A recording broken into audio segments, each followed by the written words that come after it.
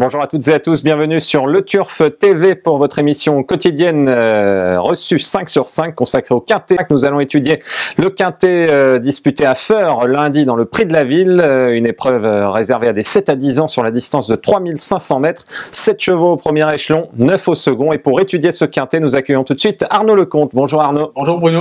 Bonjour à tous. Un mot tout d'abord Arnaud sur cette piste de Feurs et sur cette distance qui est assez particulière. Une distance atypique en effet, 3500 mètres, presque 3 tours de la piste de l'hippodrome de Feurs. Une piste corde à gauche où on n'a pas l'habitude d'y aller pour courir les quintets, mais une piste où on a chaque année un quintet et souvent des bons chevaux. On voit votre sélection qui s'affiche en bas de l'écran. Vous avez fait confiance aux chevaux des 25 mètres qui d'ailleurs l'année dernière avaient dominé outrageusement les débats. Ils avaient pris les 5 premières places.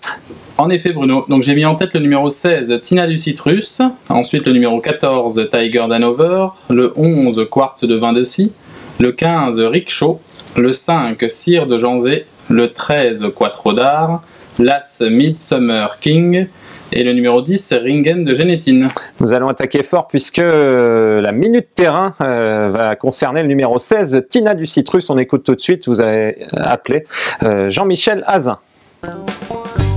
Elle a déjà couru une grande distance. Bon, ben, elle va courir derrière et puis la jument est bien.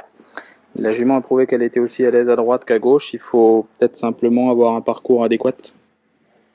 Ouais, elle est peut-être un peu meilleure à droite quand même, mais là, vu les gains qu'elle a, elle n'a pas de nombreux engagements. On fait sur le côté de chez nous et bon, il faut faire un bon parcours. Maintenant, on ira avec l'assaut et sur moi et puis il faut pas l'attendre. Et puis si elle peut sprinter pour finir, ça peut le faire. Voilà Jean-Michel Azin qui vous a donc convaincu Arnaud de retenir Tina du Citrus en tête. Effectivement, Tina du Citrus est une jument de classe qui avait participé à de très belles épreuves à 4 et 5 ans sur l'hippodrome de Vincennes. C'est une jument qui s'est remise en valeur cet été.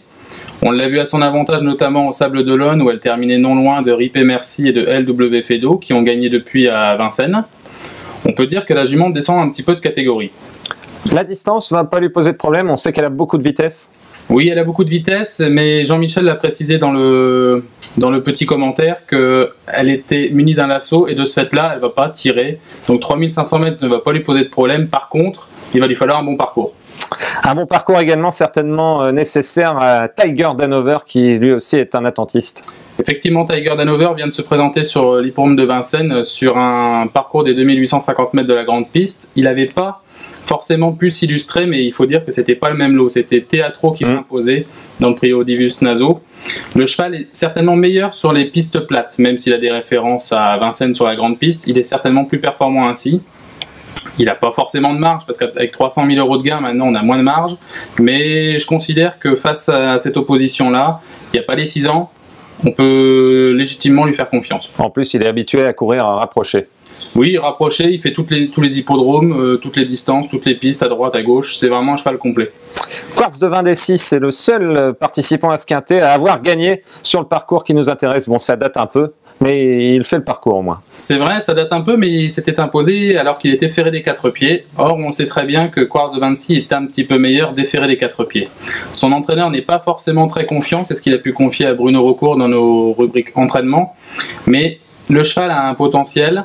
Il a certes 10 ans, mais encore de très beaux restes. Moi, je ne m'attache pas forcément aux détails des déclarations de son entraîneur, mais je lui accorde un large crédit. Oui, d'ailleurs, on peut préciser qu'il y a 3-10 ans au départ. Qui sait, Quartz de Vindecy et Quattro d'Art, ils sont tous en pleine forme, donc c'est sympa de les voir encore à ce niveau-là. Bien sûr, oui.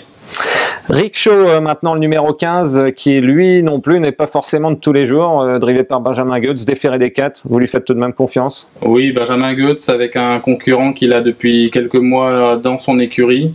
Le cheval s'est bien comporté à plusieurs reprises. Ses 2 dernières sorties sont un tout petit peu moins bonnes si on regarde le papier strict. Néanmoins, il revient corde à gauche, il est certainement meilleur sur ce type de tracé.